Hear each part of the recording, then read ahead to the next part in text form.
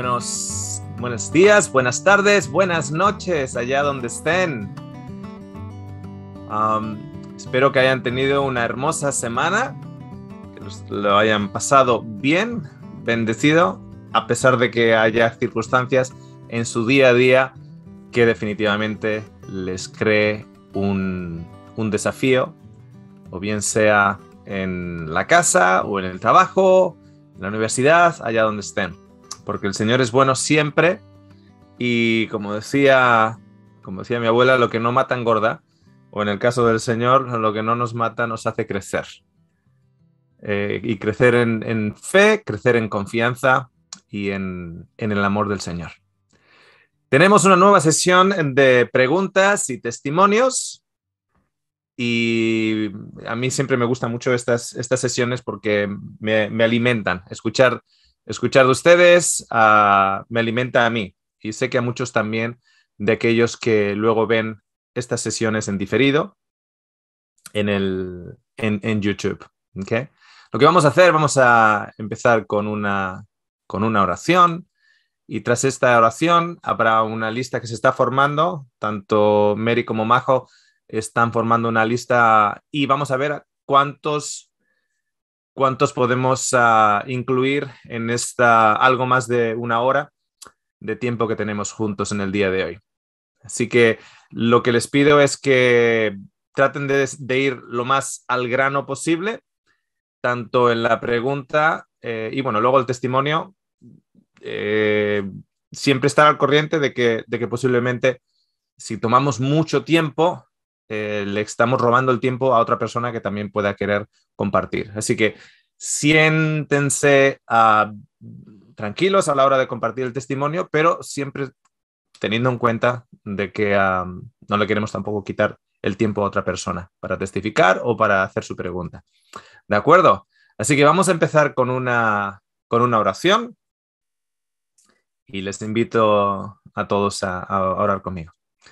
Gracias, Señor, por tu amor para con nosotros en esta sesión de algo más de una hora que tenemos enfrente. Te damos las gracias, Padre, por darnos el entendimiento que necesitamos a preguntas que tenemos en nuestros corazones y al mismo tiempo para regocijarnos en el testimonio de cómo trabajas en las vidas de cada uno de tus hijos. Lo agradecemos en el nombre de Jesús. Amén. Muy bien. Mary, ¿qué tenemos por ahí? ¿Ya? Ahora sí. Bueno, sí.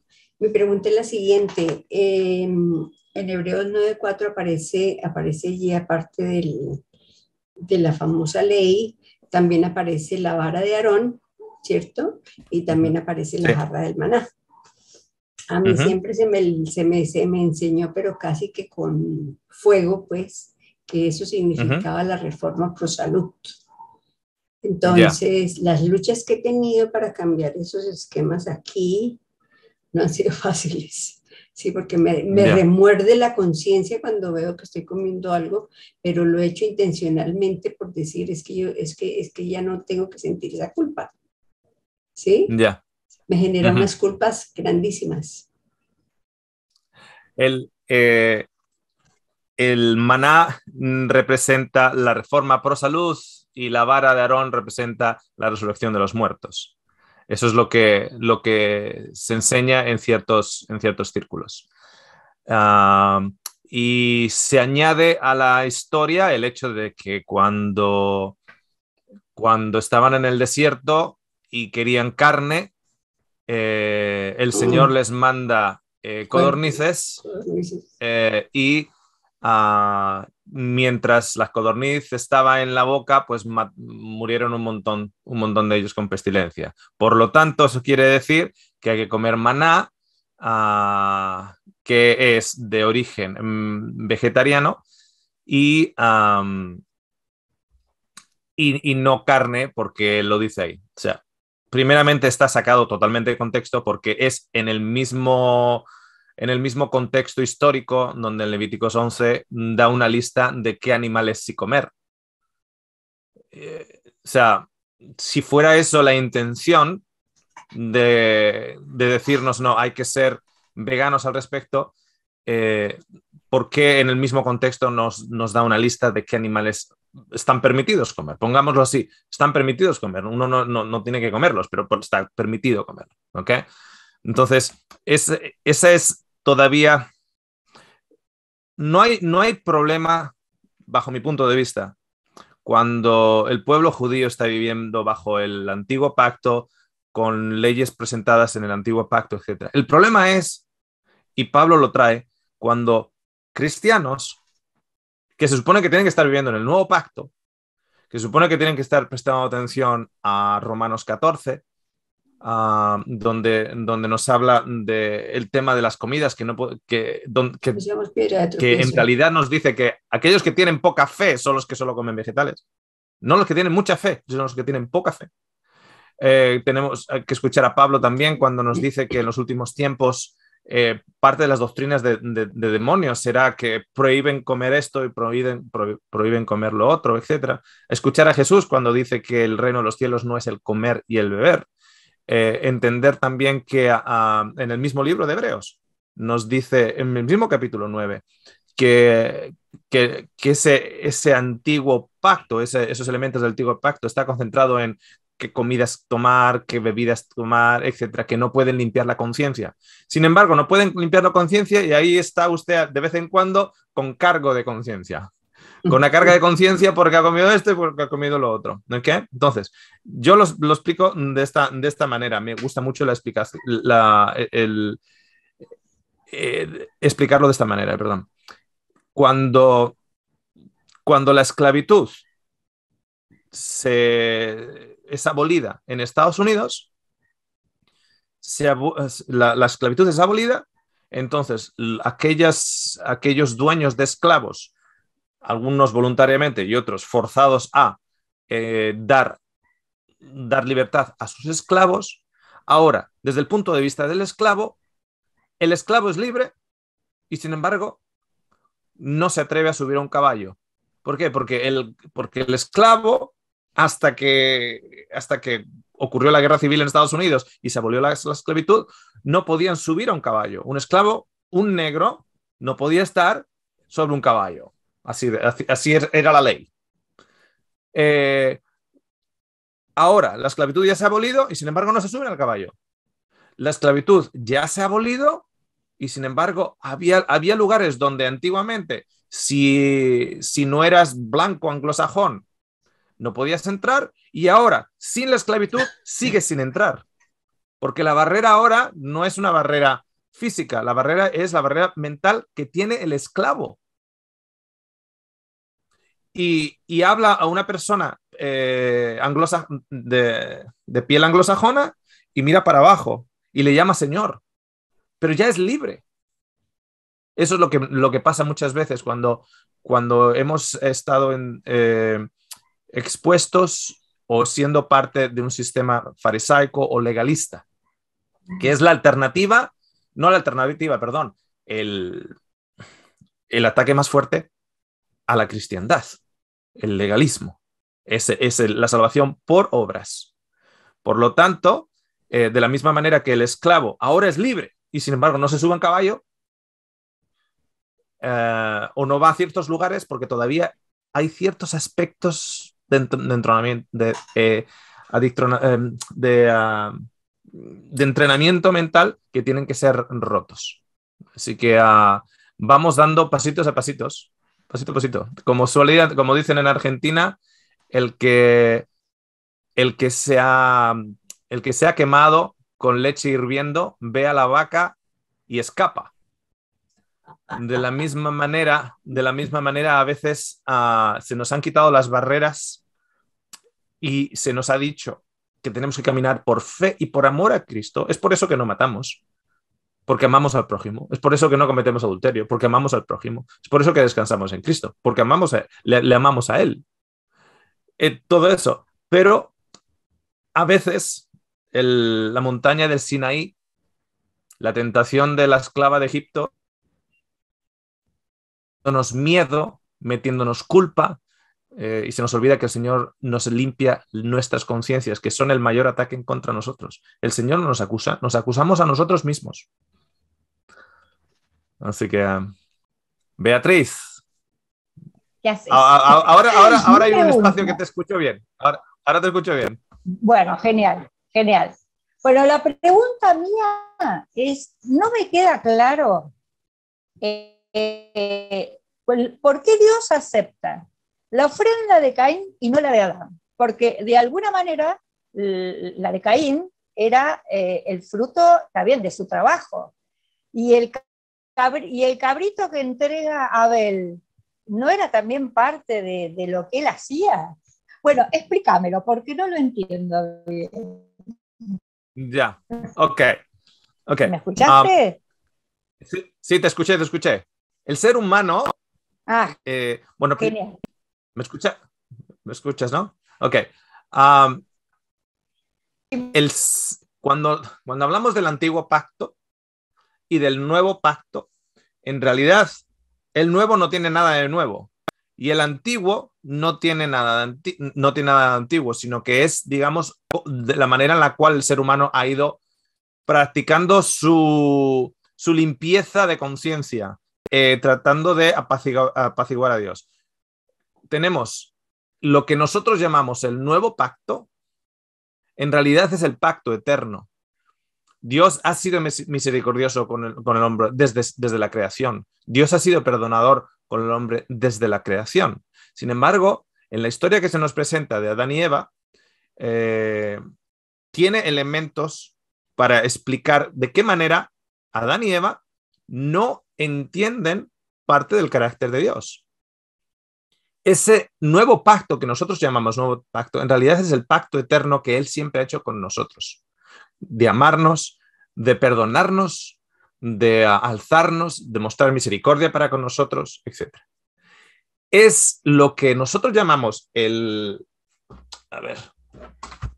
lo que nosotros llamamos el antiguo pacto, que en realidad cubre el pacto eterno. O sea, tenemos el pacto eterno y lo que llamamos antiguo pacto cubre el pacto eterno y genera obras para nuestra salvación. Cuando Jesús muestra cómo es el carácter de Dios, que Dios es perdonador, que Dios es misericordioso, quita el antiguo pacto y muestra lo que llamamos nuevo pacto porque es nuevo para nosotros. Va en contra de la naturaleza humana de querer pagar una deuda. ¿Okay? Entonces, el antiguo pacto en realidad es un pacto que cubre el pacto eterno. Jesús muestra a Dios y nos revela el eterno pacto. Okay. ¿Cuándo se pone esta capa? Esta capa que decimos ser del antiguo pacto. ¿Cuándo se pone? Se pone desde el Edén en adelante. Desde el momento en el cual decimos, no, pero Adán y Eva caminaron con Dios, le conocían a Dios. No, no le conocían a Dios. O al menos no conocían aspectos de Dios. ¿A qué me refiero con ello? Dios es perdonador, es parte de su carácter. Dios no desarrolla el hábito de perdonar a raíz del pecado. ¿Por qué? Porque los atributos de Dios son eternos. Por lo tanto, el atributo de ser misericordioso está presente antes del pecado.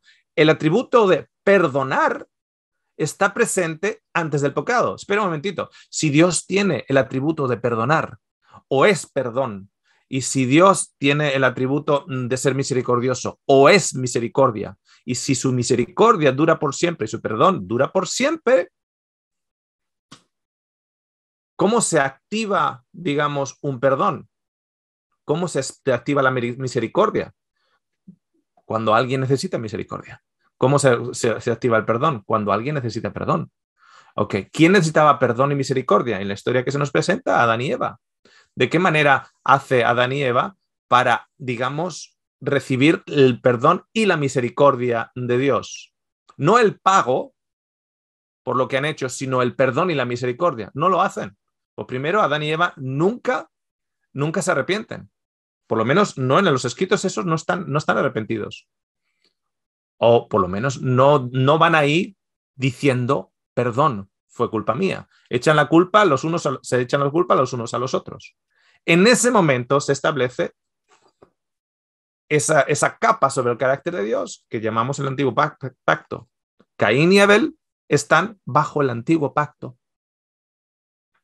Caín y Abel están bajo el antiguo pacto. Entonces, Caín y Abel no nos están mostrando a nosotros el camino para llegar a Dios.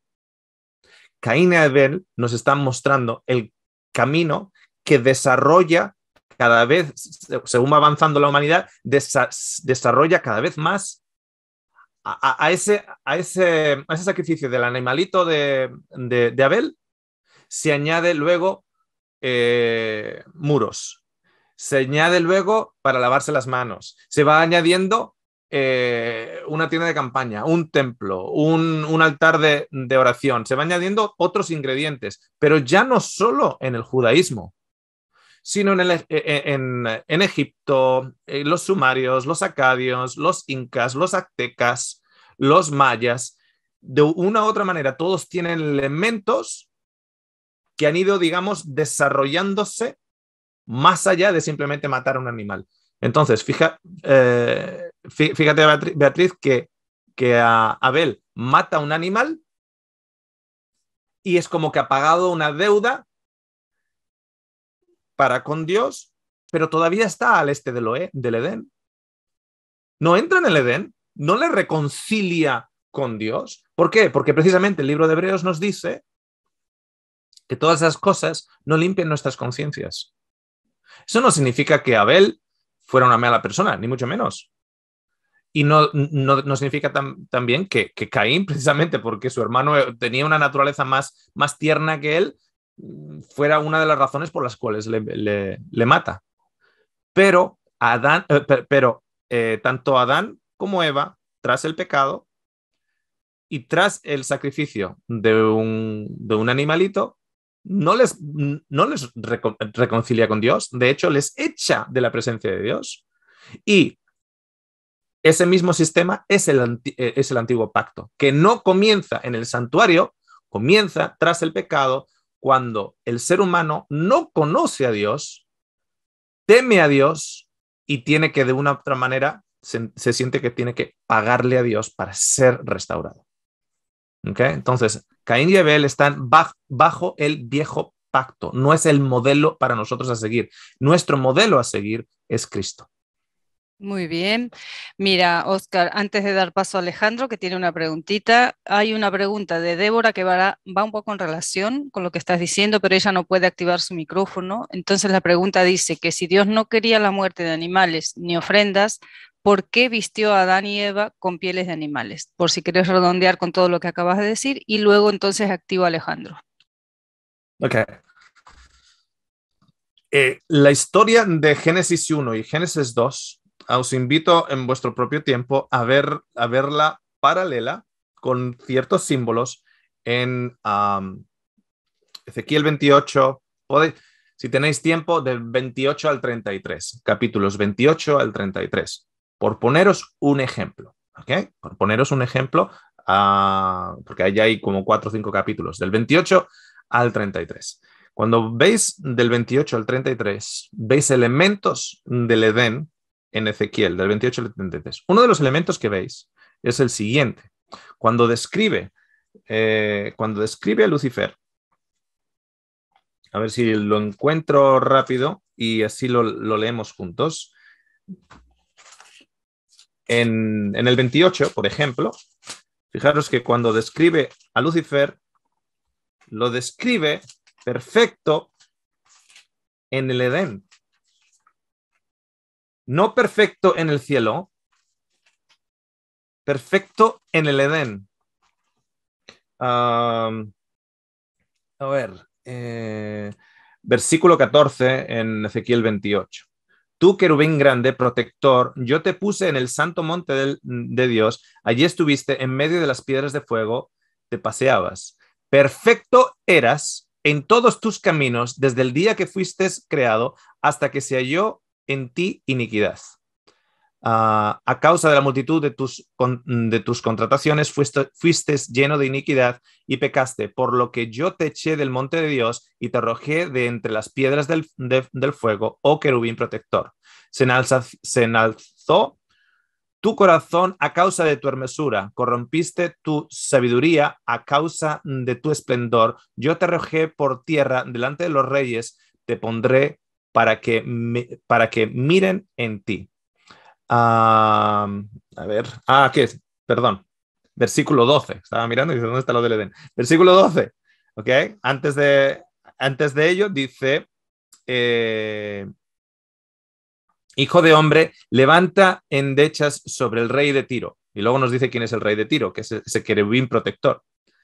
Y dile, así ha dicho Jehová el Señor, tú eras el sello de la perfección, lleno de sabiduría y acabado de hermosura.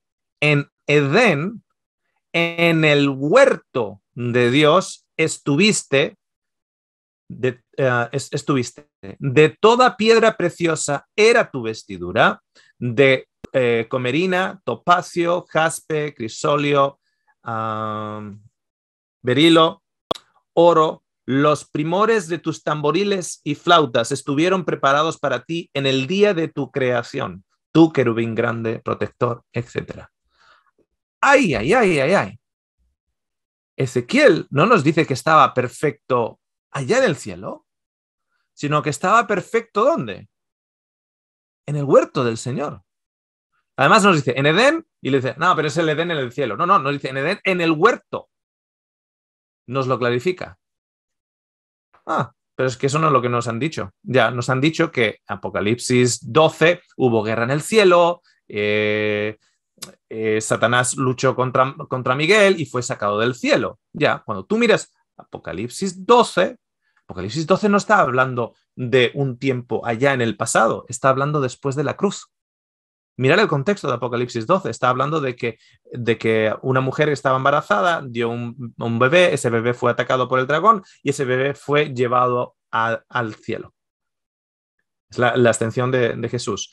Es entonces cuando hay guerra en el cielo, él es expulsado y los ángeles dicen, cuidado los habitantes de la tierra porque ha bajado con gran furia, pero también dice, ahora salvación ha llegado.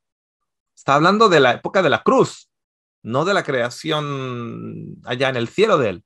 Entonces, cuando sigues avanzando en el libro de Ezequiel, te das cuenta de que en Génesis, Ezequiel es la serpiente, perdón, en Génesis es la serpiente, en Ezequiel es el árbol del bien y del mal.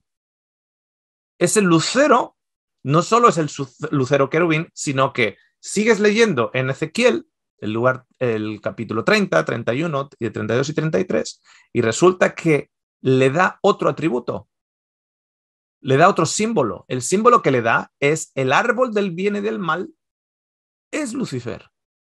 Pero creí que era la serpiente. Y ahora me está diciendo que es el árbol del bien y del mal, también es atribuido y se le da esa imagen. Sí. ¿Qué se llama? Se llaman símbolos.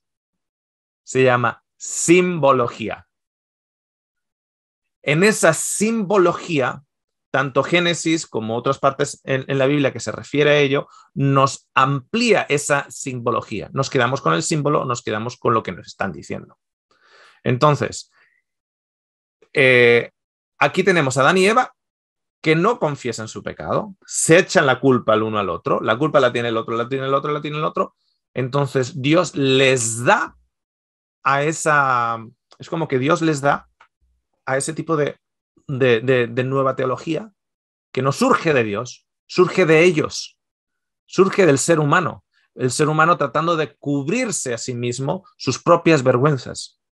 Entonces Dios les da a ellos, Dios no les está instruyendo, así es como yo quiero que vuelvan a mí, sino que no hay perdón, no hay confesión de pecado, no hay decir la culpa es mía, no está el Espíritu del Señor en el caso de, por ejemplo, Adán le está acusando a la esposa, sí, que se cargue a la esposa, mátala a ella. O sea, no es el Espíritu de Cristo que dice, mátame a mí, la culpa es mía, yo tomo total responsabilidad. No hay nada de eso. Entonces, ¿cómo está la mentalidad de Adán? ¿Cómo está la mentalidad de Adán? Es una mentalidad de autosupervivencia, y evidentemente lo que esa culpa hace en la conciencia. Entonces Dios les da a ellos a sus mentes. De hecho, en el libro de Romanos, estoy tratando de recordar el capítulo, no sé si es el capítulo 1, cuando habla de que Dios les da a sus concupiscencias. O sea, el antiguo pacto es dado por Dios, podríamos usar estas palabras para poder un poquitito explicarlo de esta manera. Es dado por Dios o cedido por Dios al hombre porque es lo que el hombre está dispuesto a recibir. El hombre no está dispuesto a recibir el mensaje de Cristo que dice, no, toma responsabilidades de tus actos, confiesa tú y ven donde mí que yo soy bueno y soy perdonador y te puedo perdonar. Entonces el antiguo pacto es dado, entre comillas, dado a los hombres porque ahí es donde los hombres están.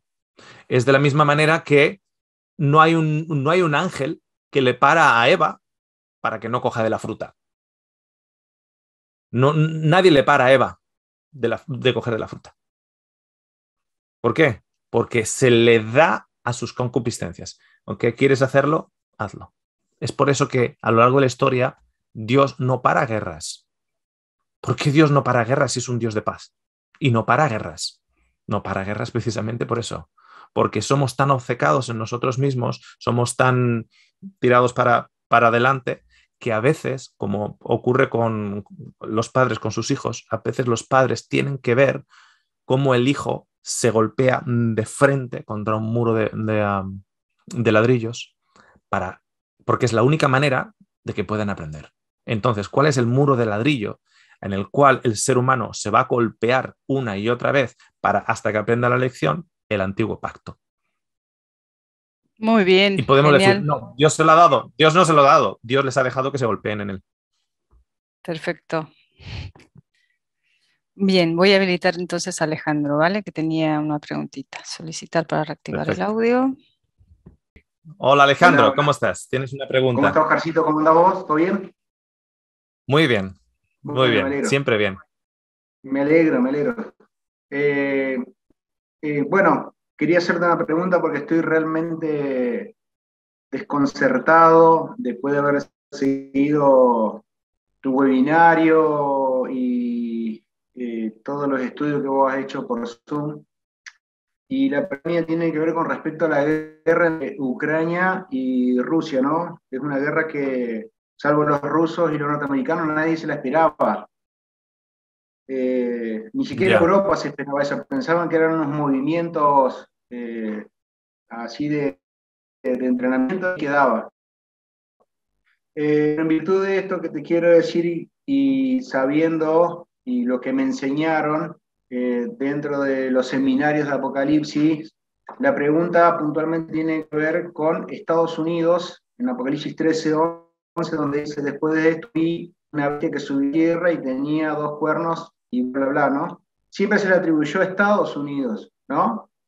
Que los 10 cuernos eran 10 reinos de Europa, Estados Unidos va a tomar el control, iba a tomar el control, y por lo que veo, por lo que venimos viendo, todos, la humanidad, está en eso, porque después de esta guerra, es como que el segundo puesto que tiene en estos momentos a nivel mundial, armamentísticamente hablando, Rusia, lo pierde.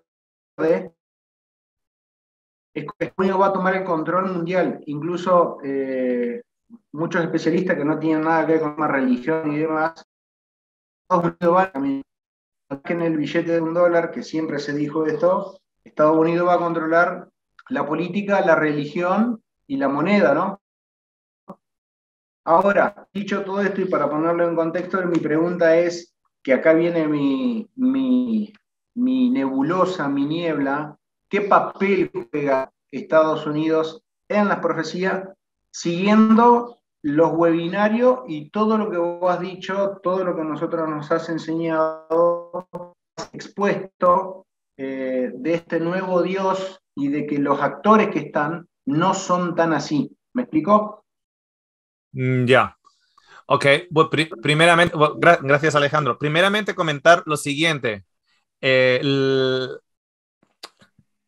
Hay documentales, incluso un documental de la BBC del 2015 y aparte de ello hay otro documental también, Bondas, La guerra en el corazón de Europa, y es un documental del 2014. Lo que pasa que, claro, sabemos que hay guerras cuando aparecen las noticias. Cuando aparecen las noticias sabemos que hay guerras, pero hay un montón de conflictos abiertos alrededor del mundo a día de hoy. En la zona este de Ucrania había una guerra abierta con lo que se ha dado a llamar ucranianos prorrusos y ucranianos, digamos, antirrusos, podríamos decirlo así. Entonces, mayormente en tres provincias al este. Pero eso desde el 2014 y ha habido miles y miles y miles y miles de muertos. Cuando decimos que no estamos, no sabíamos, no lo esperábamos, y es simplemente porque el tono de la música que va sonando es, si no aparece, como decía mi abuela, ojos que no ven, corazón que no siente. O sea, si no lo vemos en las noticias, nos ha pillado de sorpresa, pero en realidad a los que estaban en esa zona desde el 2014 se llevan dando palos todo este tiempo y miles de muertos. Entonces, eso por un lado. Y ya, bien sea dicho de paso, para el tiempo que este programa esté subido, ya habremos subido un estudio anterior titulado El Dios de la Guerra, que creo que hay que mencionar acerca del Dios de la guerra en la cual el ser humano sirve, al cual el ser humano sirve y de él nunca se sacia, parecería.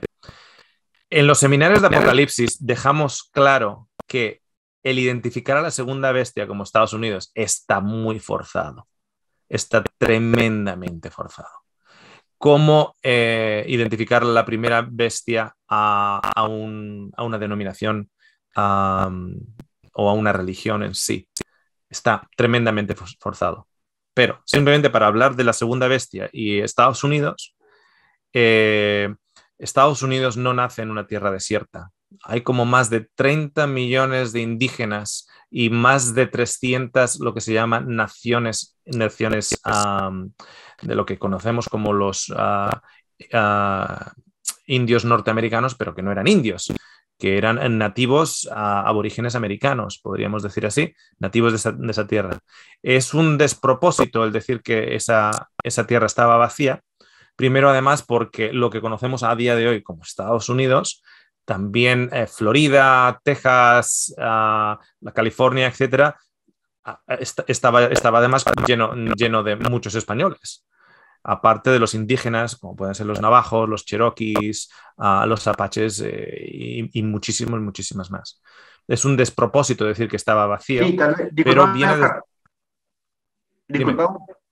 Sí, no, quería agregar el tema de Elena de White también, que ella menciona eso, pero viendo también, como vos dijiste, que Elena de White está inundada digamos, de cosas que ella no dijo, no fue ese el término que vos usaste, en el conflicto de los siglos lo involucran a Estados Unidos, pero dejándola fuera a ella. ¿Cómo nosotros, y sabiendo y siguiendo el hilo de la conversación que vos venís diciendo, cómo nosotros podemos ver si es Estados Unidos, sabiendo que está forzado que sea Estados Unidos? Bueno, ahí te cortaste un poquitito, pero está muy forzado. O sea, si van a los estudios de Apocalipsis que tenemos ahí, vamos a ver que eso que nace de la tierra está forzadísimo. Muchos elementos de todo el capítulo están muy forzadísimos. Lo tenemos en el canal, en los estudios de Apocalipsis, como no encaja. Es que no, o sea, tenemos que hacerlo encajar, que sea Estados Unidos. Lo que sí sabemos lo que sí sé es lo siguiente, que cuando caen las Torres Gemelas del 2001, todo el mundo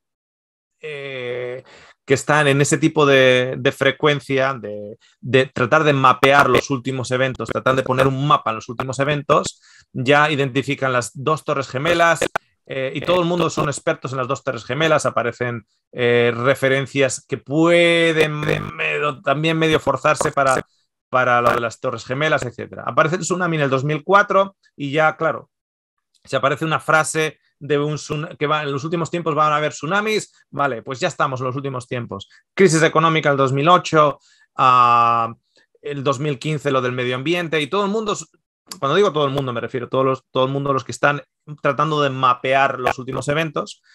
La ley del medio ambiente va a ser crucial a la hora de implementar otras leyes, etcétera, etcétera. Nadie está hablando de una vacuna, nadie está hablando de un COVID, nadie está hablando de una pandemia, nadie está hablando de eso. Llega la pandemia, ahora todo el mundo de esos grupos son unos expertos de cómo la pandemia, de cómo las vacunas van a ser pivotales para los últimos eventos y están todo mapeado, ya está mapeado de los últimos eventos. Ahora aparece esta guerra entre Rusia y Ucrania que por cierto tiene el potencial de causar un daño mundial muy, muy grande.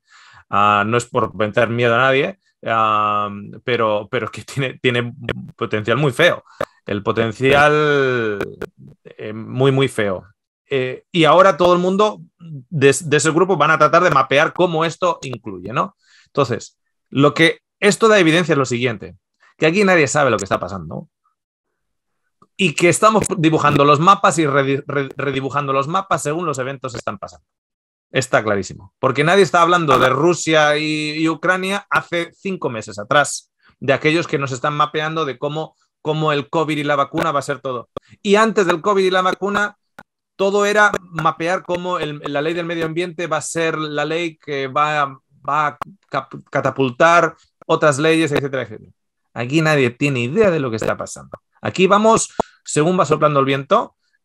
Y si de repente ahora aparece, ¿qué te voy a decir? Por imaginarme algo, ¿ok? Por imaginarme algo. Imaginaros lo siguiente. Esto lo digo así rapidito. Imaginaros que ahora la OTAN o la NATO adopta a Ucrania y por lo tanto se activan todas las bases de la OTAN o de la NATO alrededor de Europa. España tiene, creo, 2 bases, una en Madrid y una en Valencia, creo, y tiene evidentemente submarinos nucleares estadounidenses en el Mediterráneo, etc. Pero como España, pues están otros países, Polonia, etc. Y se empieza un conflicto realmente serio y realmente catastrófico. Bueno, pues yo desde aquí de Australia digo, bueno, yo estoy súper lejos de Ucrania, pero estoy muy cerquita del mar de China.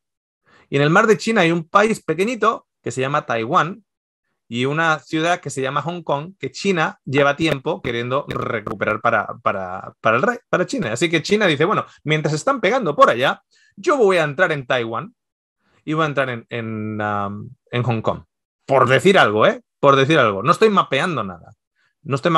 Simplemente por decir, porque pueden ser situaciones. Serbia va y dice, bueno, en realidad a mí durante la guerra de Serbia, a mí Estados Unidos me estaba bombardeando. Yo era parte de la NATO y resulta que los que recibamos el bombardeo somos nosotros. Y yo todavía tengo ahí a Kosovo, que Albania me está pegando, todavía no me lo quiere dar. Así que yo me voy a arrimar un poco más a Rusia y voy a entrar en Kosovo. Perfecto. A todo esto, todo el mundo empieza a mirar a la otra potencia nuclear, que es India. Y dice, ¿tú con quién te decides? India dice, yo ni para la derecha ni para la izquierda. Yo tengo aquí a Kashmir, que es la zona donde me estoy pegando con Pakistán, así que yo voy a entrar ahí en Kashmir y voy a aprovechar que se están pegando en esa zona y yo me meto por aquí. ¿Ok? Todo eso puede pasar o no. Todo eso puede pasar o no. Y entre media de ello se puede solucionar todo, se hacen unos pactos y tiramos hacia adelante. Otra década sin nada de esto. ¿Puede pasar o no? Alguien me mandó un mensaje con una cita de una autora de hace 100 años Y en esa cita ponía, en los últimos tiempos habrá pestilencias y guerras y habrá nación que se levantará contra nación, etc. Me lo mandó como diciendo, fíjate lo que está pasando en Rusia y en Ucrania.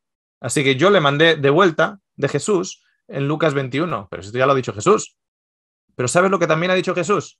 Cuando veáis todas estas cosas ocurrir, no os preocupéis, regocijaros, mirad para arriba, porque vuestra redención está cerca.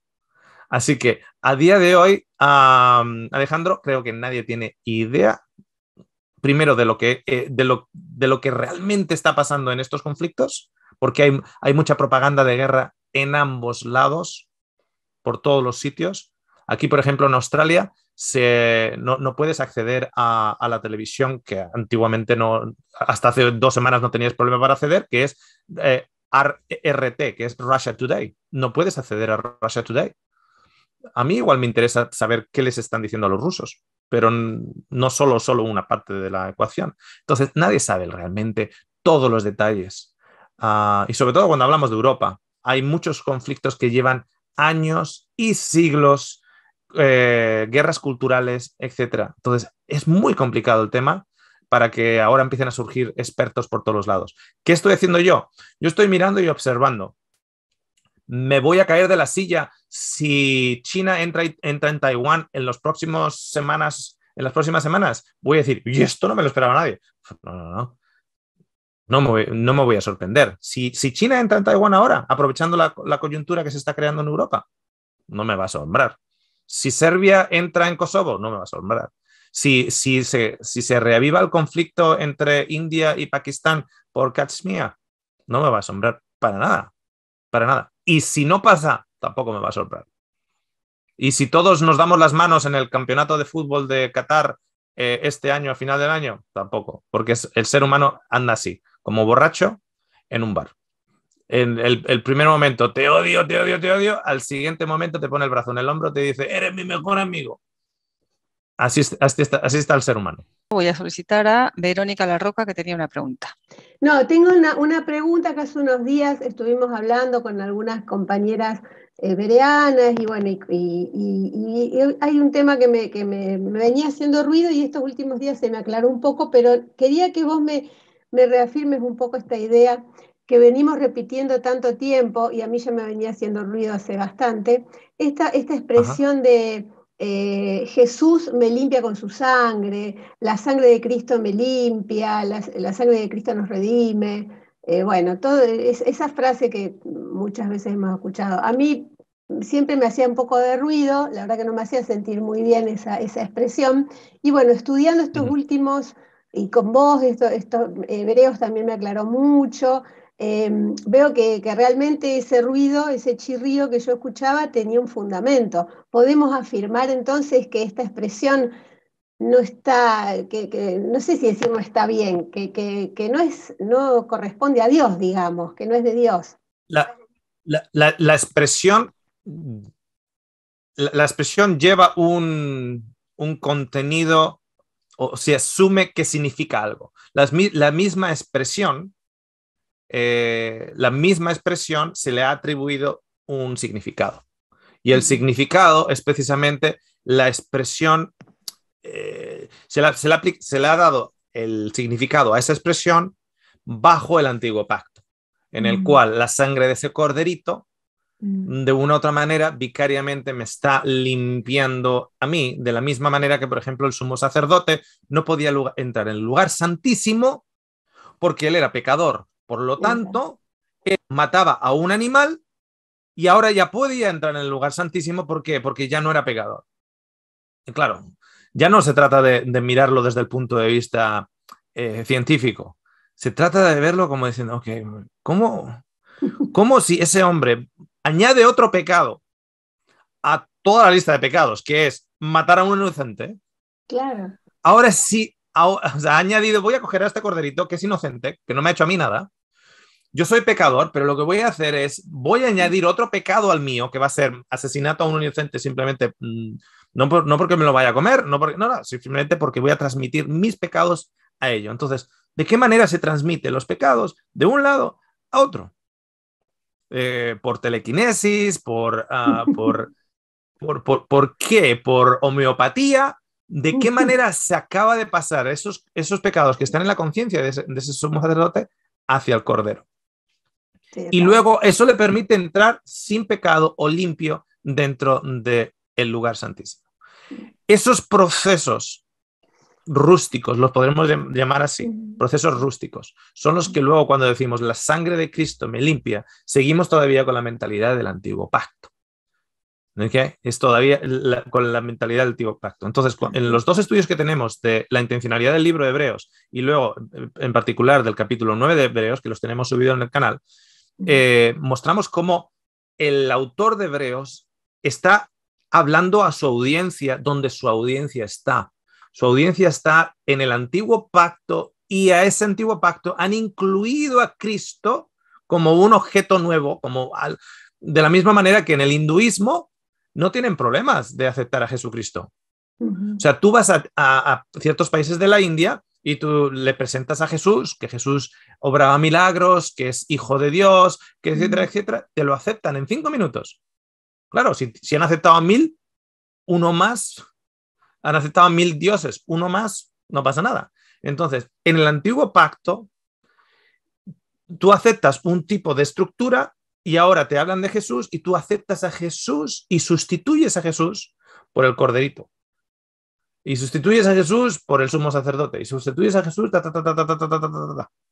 Entonces, el autor de Hebreos está usando los conceptos cognitivos de la audiencia, que eran hebreos y tenían ese lenguaje, esa estructura, sin darse cuenta de que el autor de Hebreos en realidad lo que está tratando es de eliminar esa estructura.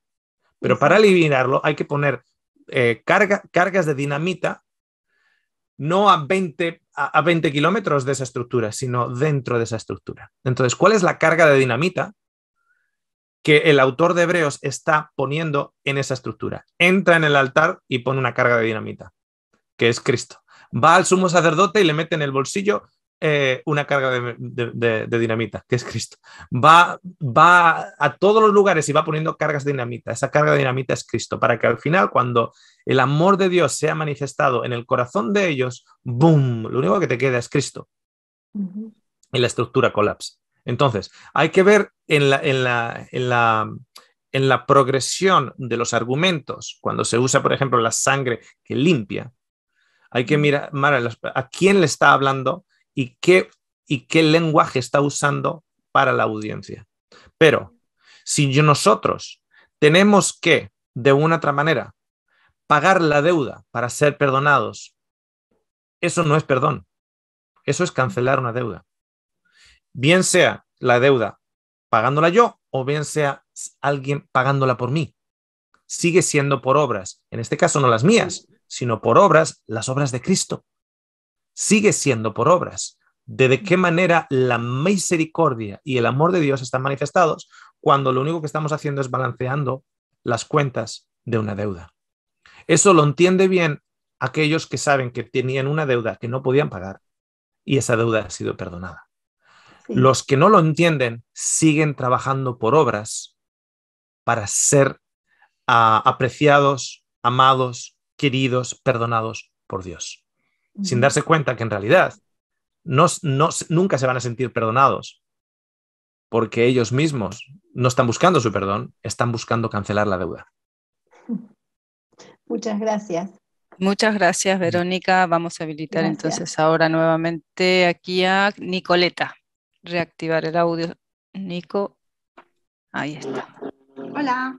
Hola, Nicoleta. A todos. ¿Se me escucha? Porque esta noche he visto que falla un poco la conexión. Bueno, sí, no, muy contenta te escuchas. ¿Sí?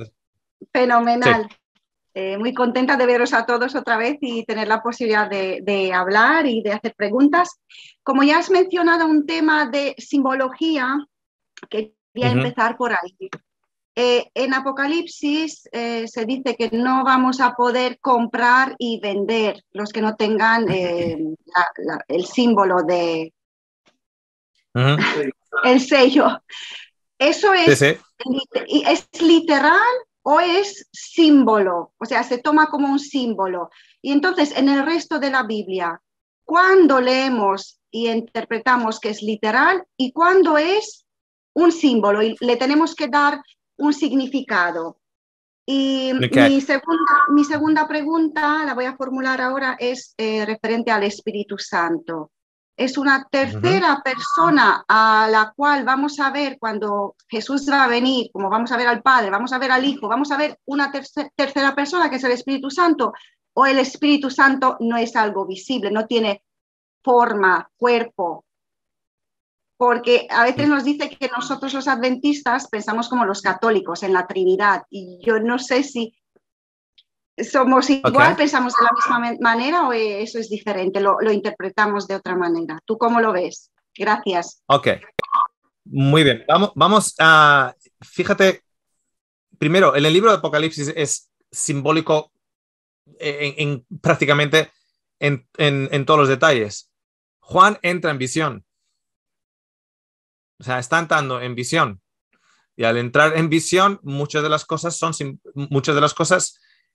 sea, tenemos dragones, tenemos con 7 cabezas, tenemos diferentes cosas. En el hecho de comprar y vender, fijaros, si tú vas en el mismo libro de Apocalipsis capítulo 3, nos dice a la última de las iglesias, o sea, la listada ahí, que es la iglesia de la Odisea, versículo 17 dice, Apocalipsis 3:17 dice, porque tú dices, yo soy rico y me he enriquecido y de ninguna cosa tengo necesidad, y no sabes que tú eres un desventurado, miserable. Por tanto, yo te aconsejo que de mí compres. Que de mí compres oro refinado en fuego para que seas rico y vestiduras blancas para vestirte y que no se descubra la vergüenza de tu desnudez y unge tus ojos con colirio para que veas. Fíjate que aquí Jesús le dice, compra de mí. En otros lugares en el Antiguo Testamento, sabéis que el libro de Apocalipsis, un 70-80% son referencias del Antiguo Testamento, tanto de Ezequiel como de Isaías, de Jeremías, de Nehemías, etc. Entonces, en otros lugares dice, ven y compra de mí sin dinero. Compra de mí sin dinero. ¿Ok? Ahora tenemos una fuerza que representa ese poder babilónico.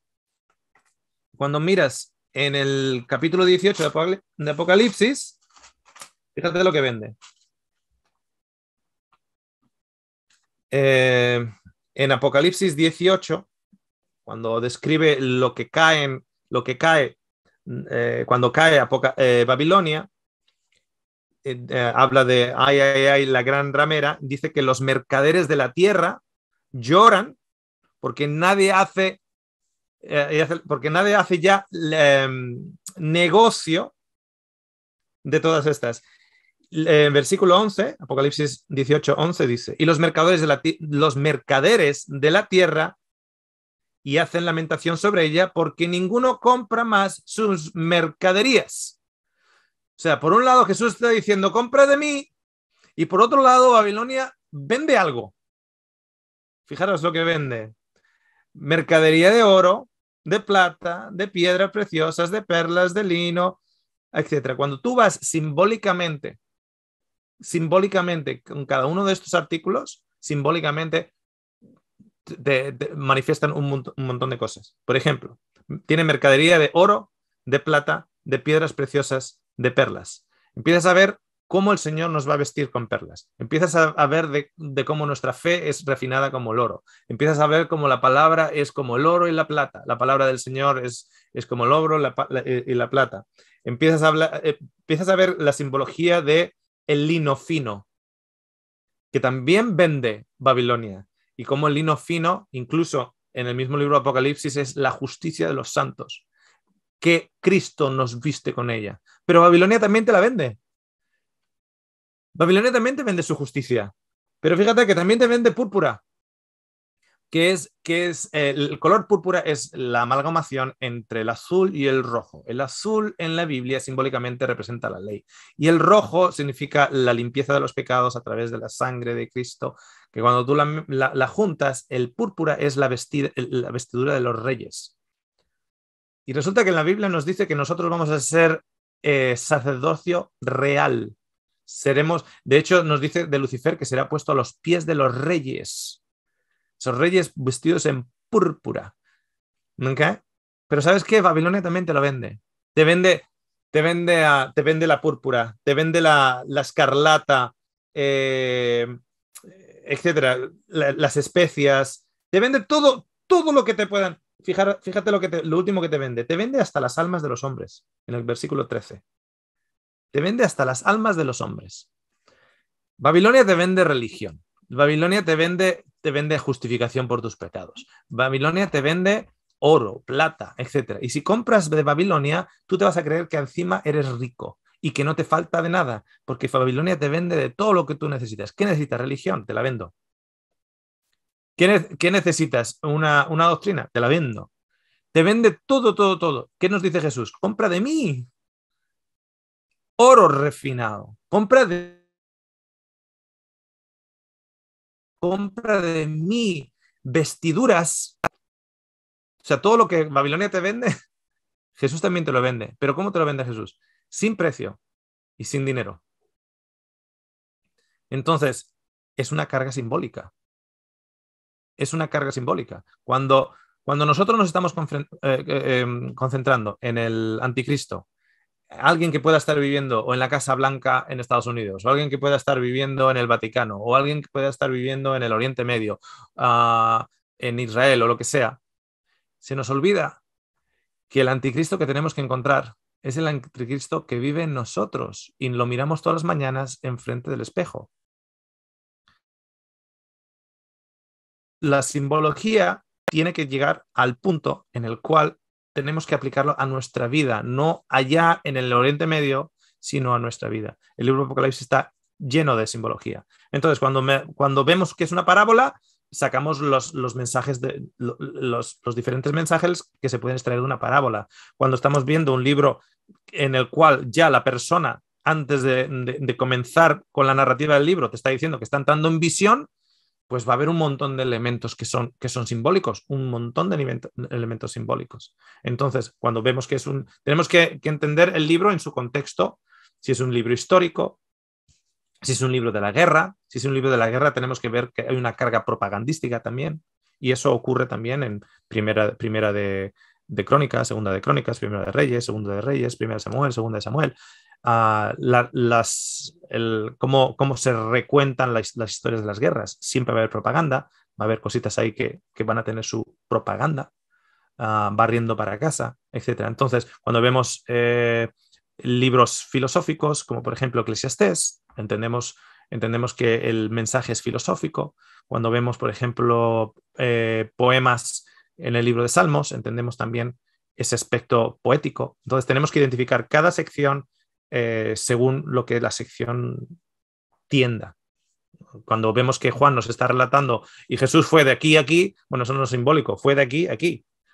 Entonces tenemos que mirarlo cada aspecto en su contexto. Ahora, con referencia a la segunda pregunta, voy a decir lo siguiente.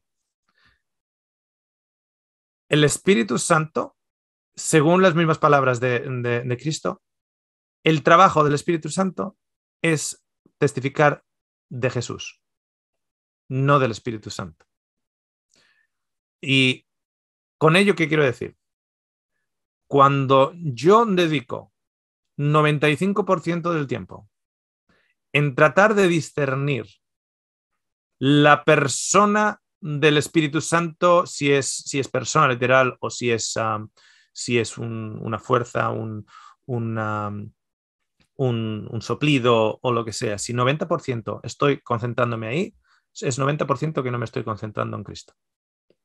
Si yo me estoy concentrando el 90% en la estructura física de la deidad, podríamos decirlo así, o la estructura física de Dios, es un 90% que no me estoy concentrando en su carácter. Ahora, os voy a decir algo que muchos, sobre todo si sois católicos o habéis crecido en la Iglesia Católica, puede que ni siquiera lo sepáis. ¿Okay? Pero con lo siguiente os voy a decir cuán absurdo, y lo digo con respeto, pero cuán absurdo se convierte mucho, nos encasquillamos en el barro en ciertos debates y a veces es como que ambos estamos debatiendo un concepto teológico y según nos estamos mirando uno al otro y estamos en el camino debatiendo un concepto teológico, al lado hay un hombre herido y resulta que yo estoy diciendo lo que es el Espíritu Santo, el otro está diciendo lo que es el Espíritu Santo, estamos hablando el uno con el otro en el camino y ninguno de ellos estamos mostrando que tenemos el Espíritu Santo porque el herido en el camino no está siendo ayudado por nosotros. Y eso es lo que yo veo en el debate con el Espíritu Santo. Que estamos solucionando el mundo con el debate del Espíritu Santo, pero no nos levantamos del sofá y no vamos a la calle a ayudar a alguien. Entonces, ¿de qué me vale a mí la teoría? Por muy cierta que sea, si la verdad que tú tienes, te hace que estés 95% hablando de esa verdad y 5% sin hacer nada de lo que esa verdad hace, esa verdad no tiene poder para nada. Tú puedes tener la idea correcta. Es como, por ejemplo, fíjate, teológicamente podemos decir la madre Teresa de Calcuta, teológicamente, no, tenía el error aquí, la realidad, fíjate, va con un crucifijo y cuando sale de la casa se presina, etc. Ella no tiene la verdad y abre casas para los que se están muriendo, abre casa para los huérfanos, abre casa para los de cuando, vive con los pobres, etc. Yo quiero su verdad, pero no la verdad teológica, yo quiero la verdad que camina. Entonces, cuando hablamos y hablamos y hablamos y nos metemos en el barro con temas teológicos, es una excusa barata para no salir y darle una bolsa de comida al vecino. ¿Okay? Ahora, habiendo dicho eso, fíjate todavía, Nicoleta, cuán ridículo se convierte este debate cuando os explique lo siguiente. Hay dos puntos en la ecuación. Uno está el punto en el cual el Espíritu Santo es una fuerza, es un respiro, ¿okay? Y el otro debate es que el Espíritu Santo es una persona, es una tercera persona, ¿okay? Entonces, por un lado tenemos pues, aquellos que defienden esta postura y los otros que defienden la otra postura. Normalmente en la otra postura se identifica a la Iglesia Católica como el ejemplo de esa postura. Okay. Voy a decir algo que muchos de ustedes no conocen. En la Iglesia Católica, las tres personas no es Padre, Hijo y Espíritu Santo. Okay. Yo crecí católico, mi abuela era muy, muy católica. Las tres personas en la Iglesia Católica no es Padre, Hijo y Espíritu Santo. Las tres personas es Padre, Hijo, Virgen María. Esas son las tres personas, Padre, Hijo, Virgen María. Ahora, esto los va a sorprender a muchos de ustedes. Los de este lado del debate, que no me interesa el debate, partiendo de esa base, que no me interesa el debate, a mí me interesa mi vecino y cómo el amor de Dios reina en mi vida y de qué manera hablo del amor de Dios o soy instrumento del amor de Dios. Pero fíjate, Nicoleta, lo absurdo que se convierte todo esto. Los que están en el lado del debate, que dicen que el Espíritu Santo es simplemente un respiro o es una fuerza, etc., atacan firmemente a lo que suponen ellos como la teología opuesta, que representa, por ejemplo, el catolicismo, con la Trinidad del catolicismo. En el catolicismo, sin embargo, la tercera persona no es el Espíritu Santo, la tercera persona es la Virgen María. Que yo no estoy de acuerdo de todas maneras, pero eso es Padre, Hijo, Virgen María, como persona. Pero fijaros cómo la Iglesia Católica manifiesta el Espíritu Santo. Y ahora cuando os los diga, os vais a decir, ¿ah, sí? Ok, entonces, ¿por qué están acusándose el uno al otro? Fíjate. ¿Tú sabéis lo que es el presinarse? Presinarse es nombre padre. Si no sabe lo que es presinar, simplemente marca un gol o ve a Messi marcar un gol. A eso ya sabe lo que es presinarse. ¿Ok? Derecha, izquierda, al centro y para adentro. ¿Ok? Derecha, izquierda, al centro y para adentro. Eso es presinarse. Y la gente lo hace. Mi mamá sale de la casa y hace tan, tan, tan, tan, tan antes de salir de la casa. Es como un abracadabra, protégeme, patita de conejo. ¿Ok? Pero la gente no sabe lo que significa. Padre, a la derecha, fijaros. Padre, primero y eterno. Del Padre sale el Hijo. A la izquierda. Padre e hijo, pasas por el medio. Padre e hijo generan el soplo del Espíritu Santo, por eso luego te lo pones en la boca o en la nariz. Y ahora todos están diciendo, oh, entonces están diciendo lo mismo. Sí. Fijaros qué absurdo es el debate. El Padre era primero, luego viene el Hijo y ambos juntos nos dan el Espíritu en nuestras narices. Eso es el presinarse. Y los de este grupo se quedan en estos momentos rascándose la cabeza. Oh, pero si eso es lo que nosotros creemos. Sí, ¿y por qué te pasas la vida entonces criticando a los otros? La Trinidad en el catolicismo es Padre, Hijo, Virgen María. Esa es la Trinidad, cuando hablamos de tres personas. ¿Okay? Personalmente, me interesa más la verdad, el carácter de Dios, que la estructura de Dios. Personalmente. Y me interesa Perfecto. más si mi vecino tiene necesidad de pan, en lugar de hablar de teología, que luego al final acaba siendo, en la paradoja de las paradojas, lo mismo. Tenemos ahora mismo la familia Garavito, que lo tengo en pantalla, ya a punto de habilitarle el micrófono. Muy bien, buenos días. Oscar, ¿Cómo estás? una pregunta, muy bien, gracias a Dios. Una preguntita después de nosotros estudiar un poco y ver los videos de YouTube. Una preguntita acerca de Daniel 8:14, donde dice que las 2300 tardes y mañana y luego el santuario será purificado. Entonces, Ya. luego de ver los estudios, llegamos a la conclusión de que el santuario fue purificado con la ascensión de Cristo a sentarse a la diestra del Padre, y no en el año 1844 como hasta hemos conocido de ciertas ideas denominacionales. Entonces, simplemente algo para aclarar un poquito nuestras ideas acerca de las 2300 tardes y mañana, que de hecho estudiamos o más atrás escuchamos que cuando habla de año por día por año, en este caso habla de tardes y mañana. Entonces no sé si cabe también esa simbología de días por año en esa parte. Entonces simplemente aclarar un poquito sobre si fue en el momento de la ascensión de Cristo al cielo que el santuario fue purificado, o qué pasó, o sea, cuál es la confusión que tenemos ahí con el año 1844. Okay. Muy buena pregunta. Solo para aquellos, ya parece que tú ya lo has visto, pero para aquellos que no lo hayan visto, tenemos una serie titulada Yom Kippur, el día del juicio. ¿Okay? Yom Kippur y el día del juicio.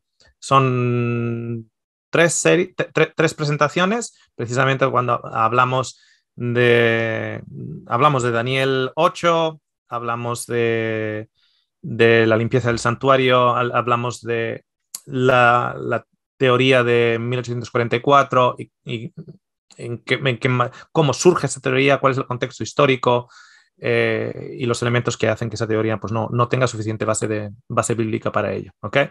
Pero fijaros que la centralidad de la cruz con relación a el día del juicio es claro. En Juan 12 Jesús nos dice ahora ha llegado el día del juicio. En Hebreos nos habla de cómo Él nos limpia, usa el elemento del sumo sacerdote en el día del Yom Kippur y lo asemeja a lo que Jesús ya ha hecho en la cruz.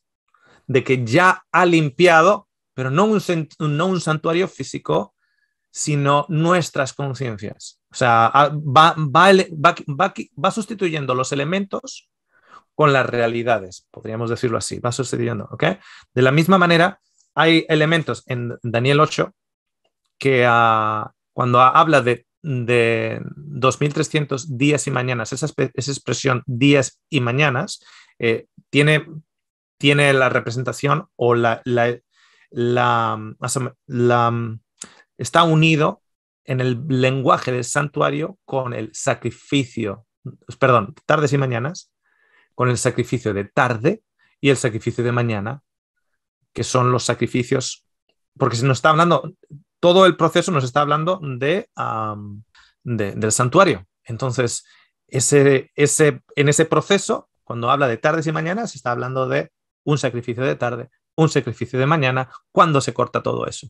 ¿Cuándo se corta el templo? ¿Cuándo se corta la necesidad de nosotros tener que ir al templo? Esa estructura de antiguo pacto. ¿Cuándo eso ocurre? ¿En el siglo XIX? No, eso ocurre a través de Jesús. De hecho, todo el proceso es la limpieza de nuestros pecados, la limpieza de nuestras conciencias. La cortina se rompe en la mitad. No hay más necesidad de que sigamos con ese tipo de doctrina. No hay necesidad de que sigamos con ese tipo de estructura rústica, antigua, que además no te limpia, etc. ¿Cuándo ocurre todo eso? En Cristo Jesús. Además, os digo una cosa, ya para poner más leña al fuego, de todas maneras tenemos esos seminarios y Yom Kippur que te recomiendo si no los has visto y aquellos que no lo hayan visto. Pero en Daniel 2, cuando tú miras en Daniel 2, porque Daniel 8 lo identifican también con la estructura de Daniel 2. Y cuando tú miras en Daniel 2, ese es un comentario así muy, muy rapidito para que lo mastiquen. Para que lo dejo ahí simplemente para que lo mastiquen.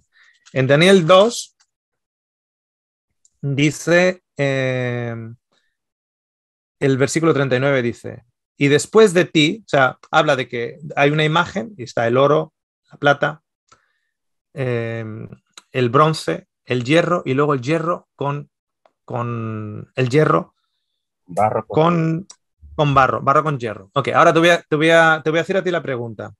¿Qué significa la plata? ¿La plata dónde está? Acá arriba en los hombros. Ok, está digamos en el pecho, etc. Y si el oro, que era la cabeza, significaba Nabucodonosor, la plata, que está aquí en el pecho, significaba Persia o Medo-Persia. Ok. ¿Cuántos? Si está en el pecho, ¿está también los brazos? ¿Los brazos de qué material son?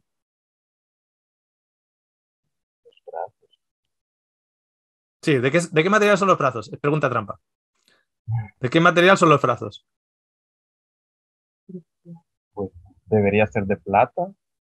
Ok, vale. ¿Cuántos brazos? 2. 2 brazos. ¿Cuántas manos? 2 manos. ¿Y cuántos dedos en las manos? 10.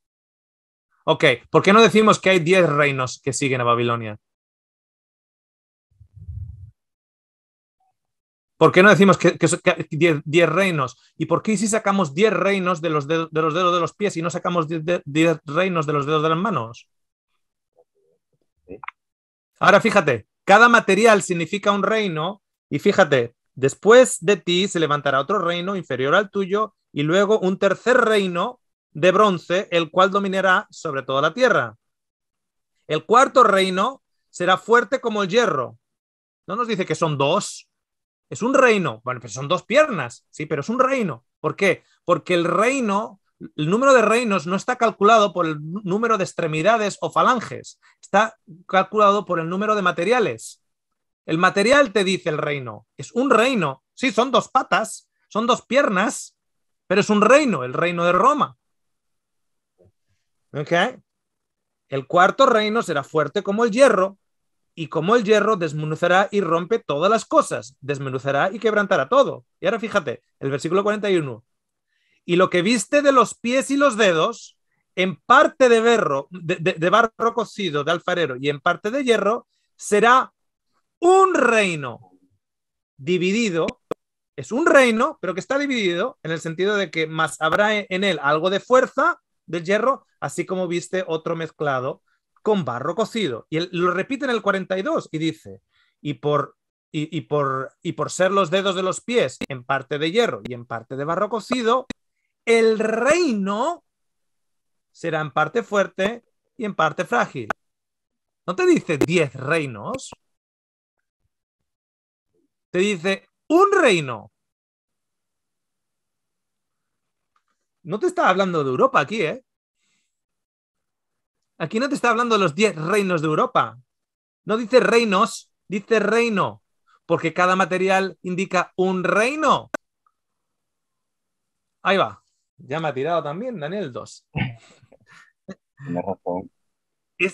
Pero es que está en el texto. Lo que pasa es que no leemos el texto. Nos dicen la interpretación y luego con la interpretación vamos al texto. Y luego en realidad no estamos leyendo el texto, es la interpretación detrás de nosotros que nos está haciendo identificarla. Entonces, leemos lo de los 2300 días, lo leemos en un libro, por ejemplo, en un libro titulado El conflicto de los siglos, lo leemos ahí, nos lo meten por una oreja y luego nos lo meten por la otra oreja y luego vamos al texto y no estamos leyendo el texto, estamos escuchando lo que hemos leído de antes. ¿Nunca? Bueno, por cierto, los 10 dedos no son los 10 reinos de Europa. Okay. Siguiente pregunta. Bien, avanzamos entonces con Juan Ramón. Voy a habilitar a Juan Ramón. Mientras que habilito a Juan Ramón, te cuento que Cecilia tenía una pregunta para formular, pero no puede poner cámara. Y creo que va en relación con la pregunta, con lo que te va a plantear Juan Ramón. Cecilia decía que si pudieras explicarle acerca de la primera y segunda muerte de Jesús. Y entonces Juan Ramón tiene algo también acerca de cuál era entonces la necesidad del sacrificio, pero te lo va a plantear él y tener en cuenta lo que decía Cecilia acerca de la primera y segunda muerte de Jesús, si podías hacer algún comentario aclaratorio o explicar un poquito o si hubiera algún tema para ver ello. Ok, cuando hablamos de la primera y la segunda muerte de Jesús, estamos hablando de lo que la Biblia habla de la segunda muerte. De la segunda muerte. En la segunda muerte, en la que, por ejemplo, hace referencia en el libro de Apocalipsis, por ejemplo, es la muerte en la cual se va al fuego. Es la muerte que se va al lago de fuego, al pisoteo del lagar. Es la muerte que se va a la oscuridad, es la muerte en la cual se va pues eso, al fuego, a la oscuridad, el lagar, etc. Muy bien. En Primera de Pedro, capítulo 2 y capítulo 3, Segunda de Pedro, capítulo 3, Efesios 4, Primera de Corintios 15, Romanos 10, Mateo, creo que es Mateo 12 cuando dice que bajará como en la señal de Jonás, que bajará al centro de la tierra. Esa tengo duda, creo que es Mateo 12. Bajará al centro de la Mateo 12, ok. Bajará al centro de la tierra. En Romanos 10 nos dice que Jesús bajó al abismo. De la misma manera que nos dice, por ejemplo, en Efesios 4, que bajó a lo más profundo para liberar a los cautivos. Bajó a lo más profundo para lo más profundo del abismo, porque además en Efesios 4 es una referencia, creo que el Salmo 68, si no me equivoco, bajó al abismo para traer consigo a aquellos que estaban en los testigos, cautivos. En Primera de Pedro 2 y 3 nos dice que Jesús fue a rescatar a aquellos que no habían escuchado de él y fue a predicar a aquellos que precisamente estaban en ese abismo, en esa Seol, Hades, etc., a liberar los cautivos de ella. Entonces el Salmo 139 nos dice: ¿de dónde me puedo escapar yo de tu espíritu?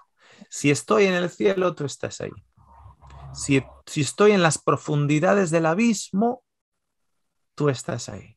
En Romanos 10 nos dice, ¿qué diremos? ¿Que bajaremos, que subiremos al cielo para bajar a Cristo? ¿O que bajaremos al abismo a subirle a Él de allí?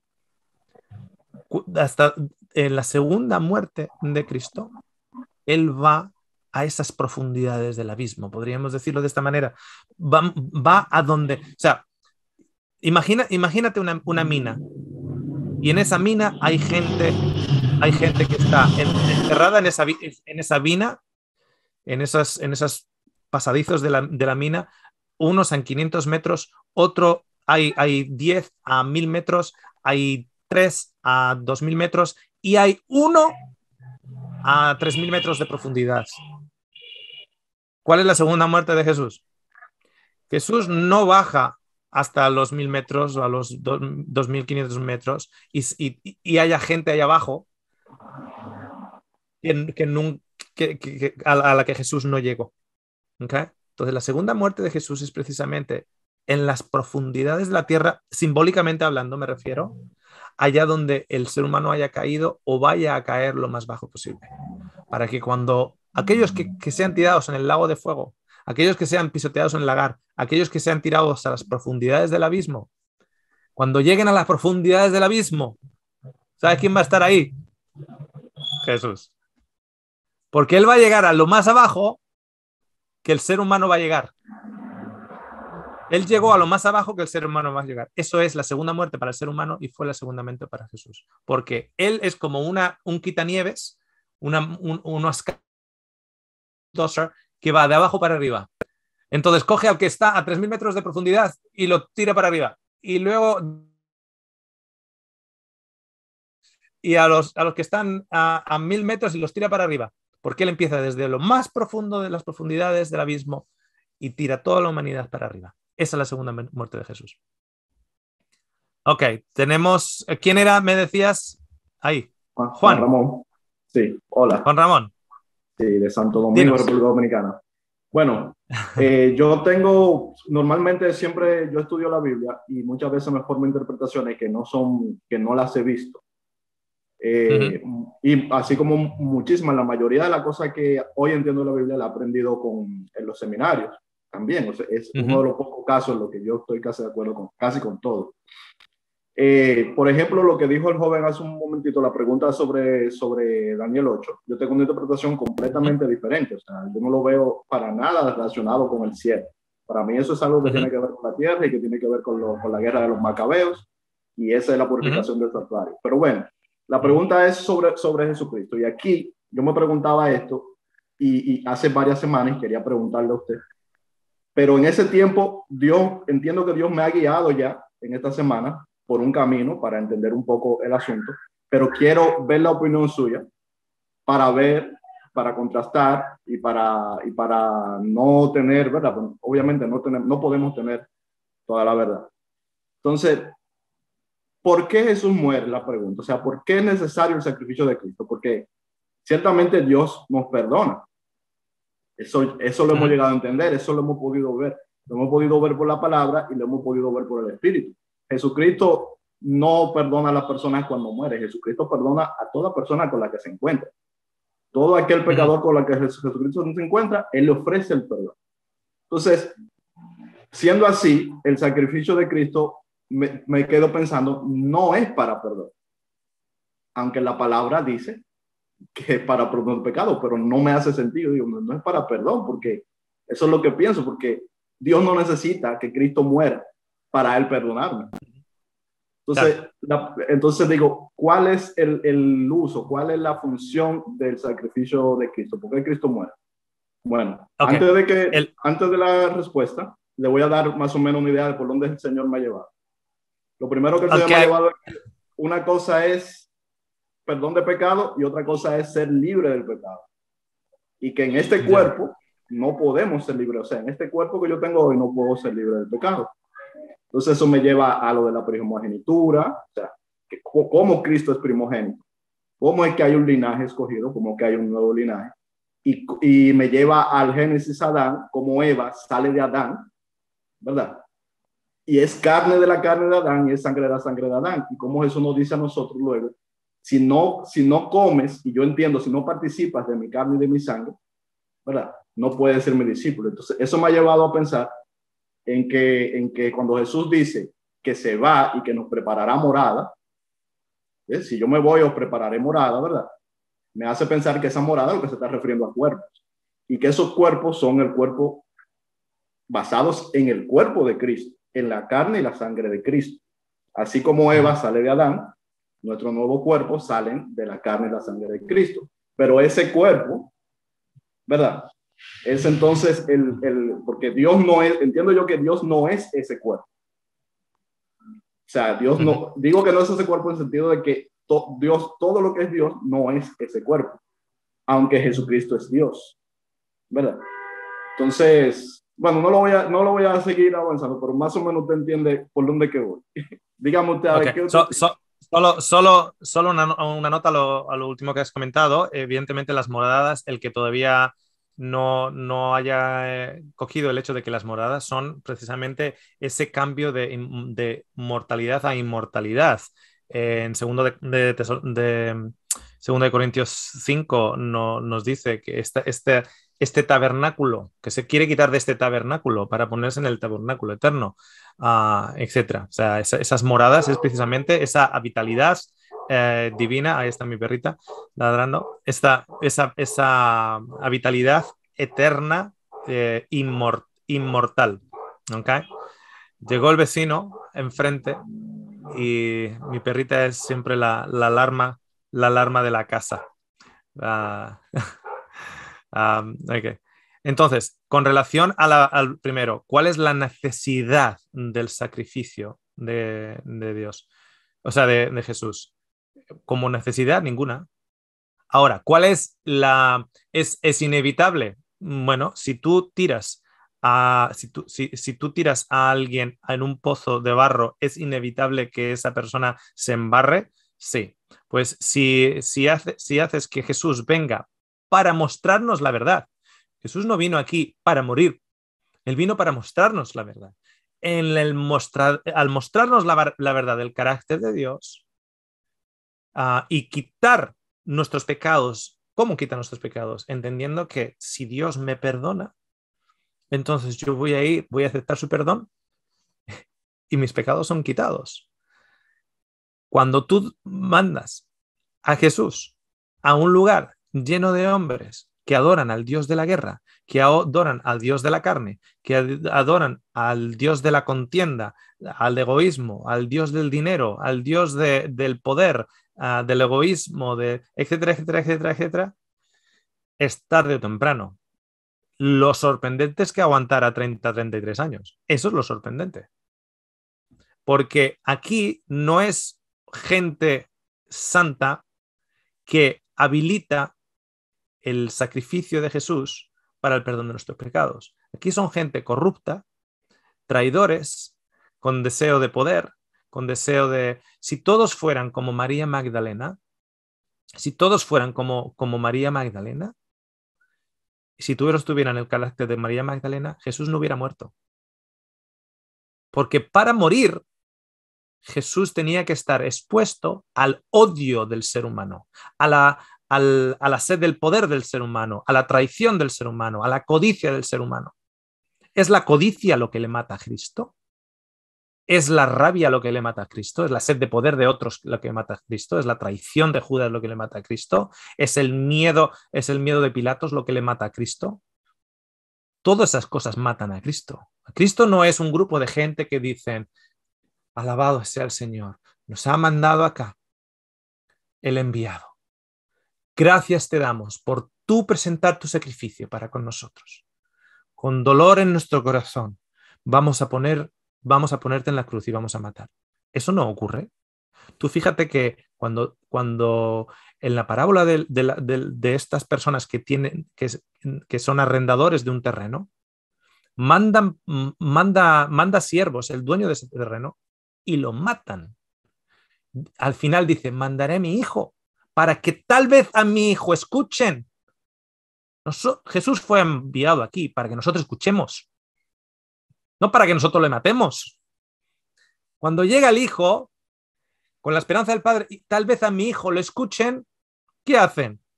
Conspiran contra el Hijo y dice, lo vamos a matar y así nos quedamos nosotros con el viñedo para nosotros solos. Eso es la cruz de Jesús. Pero el Padre no está mandando al Hijo para matar al Hijo. Está mandando al Hijo para ver si esta gente escucha. ¿Escucha qué? Que Dios es bueno. Que no tenéis que hacer todas estas cosas, etc. Ahora, ¿es inevitable? Sí, que Jesús muera. Eso es otra cosa. Claro que es inevitable. Como es inevitable que te tiren a una piscina y no te mojes. Es inevitable que muera, ¿por qué? Porque es puesta ovejita entre lobos. O sea, tú pones una ovejita y la pones en una habitación con 30 lobos hambrientos. Cierra la puerta. Tú eres profeta sabiendo, Juan, serías profeta diciendo, voy a profetizar que el cordero va a ser aniquilado. Sí, serás profeta, pero yo no te voy a dar ni $2 por esa profecía. Metes un cordero entre 40 lobos hambrientos y ahora me dices que lo van a matar. No, eso ya sé, eso ya lo sé yo. Entonces el corderito viene puesto entre todos estos lobos hambrientos. Pero el corderito es puesto no para morir, sino para hacer de los lobos corderos. ¿Okay? Lo vamos a dejar aquí, llevamos ya una horita y media. Aquellos que queden pendientes de hacer preguntas o testimonios, os invito a al primer sábado de... a la vueltita de la esquina, primer sábado del mes de abril. Espero que las cosas que hemos compartido sean ustedes capaces de poner sal y pimienta. Recuerden que esto es simplemente a través de la manera en la cual yo lo veo, la manera en la cual yo lo interpreto, pero usando los mecanismos de razonamiento que el Señor también nos ha dado a cada uno de nosotros. ¿Ok? Entonces, como bien decía Juan en su último comentario, no hace falta estar conmigo de acuerdo en todas las cosas, ni mucho menos. Ahora sí, lo que os pido es lo siguiente, no estando conmigo de acuerdo en la teología, si veis a alguien en la calle que necesita un pan, darle un pan. ¿Ok? Estar de acuerdo conmigo en ello. ¿De acuerdo? Vamos a cerrar con una oración. Gracias, Señor, por tu bienaventuranza para con nosotros. Que podamos estar todos de acuerdo en el amor hacia ti y el amor al prójimo. Que ese sea nuestro pegamento que nos una a cada uno de nosotros. A pesar de que podamos tener diferentes opiniones o diferentes conceptos o que no veamos todo exactamente igual porque hasta cierto punto así debería ser. No tendríamos que estar viendo absolutamente todas las cosas teológicas de la misma manera, pero que prácticamente podamos ser los pies y las manos de Cristo en este mundo que tanto necesita de tu amor. Te lo agradecemos en el nombre de Jesús. Amén. Muchísimas gracias a todos vosotros. Gracias por estar pendiente y que Dios os bendiga mucho porque Él es bueno y es bueno siempre. ¿Okay? Bendiciones. Bueno, gracias a todos por estar aquí, porque sin todos ustedes no sería posible esto y lo que estamos así lejos no podríamos aprovechar todo lo que hemos aprendido en este futuro. Todos los que están aquí son parte de que esto se transmita, que esté en YouTube y todo eso. Saludos desde Argentina, Entre Ríos. Muchas gracias por otro encuentro, por seguir abriendo mentes. Gracias, Oscar, y gracias, Mary. Gracias por todo esto. Gracias, hermanos. Saludos a todos. Ay, perdona. Quería saludaros a todos, darle las gracias a Oscar porque siempre, aparte de contestar a nuestras dudas y preguntas, suelta bombas y aunque estemos en tiempo de guerras y no nos gustan las guerras, sus bombas siempre son muy, muy buenas porque elimina todo lo malo y todo el pensamiento equivocado que tenemos y así deja lugar a una información correcta y buena. Y gracias a todos porque participando todos yo creo que así tenemos más conocimientos y se descubre más la verdad. Feliz semana a todos. Saludos desde Sagunto. Ya no es de Casa de Mary hoy, no. Hoy es desde Sagunto. Saludos. Saludos. Saludos, Manu. Bueno, cuidaros. Saludos para todos. Chao, chao. Saludos también desde acá, desde La Rumorosa, México. Me da mucho gusto ver a Juan Ramón, que es dominicano. Yo soy dominicano también, aunque resido aquí en México. Así que un saludo desde acá y muchas bendiciones. Salud, ya yo me lo preguntaba cuando te vi hablar hace un rato, dije, eso parece dominicano. Así es, bendiciones. Saludos desde Rosario, Argentina. Gracias a Dios porque el Espíritu Santo nos concede discernimiento y el deseo de entender y conocer cada día más a Dios. Y Dios usa a personas para compartir esto también, así que le doy gracias. Saludos a todos.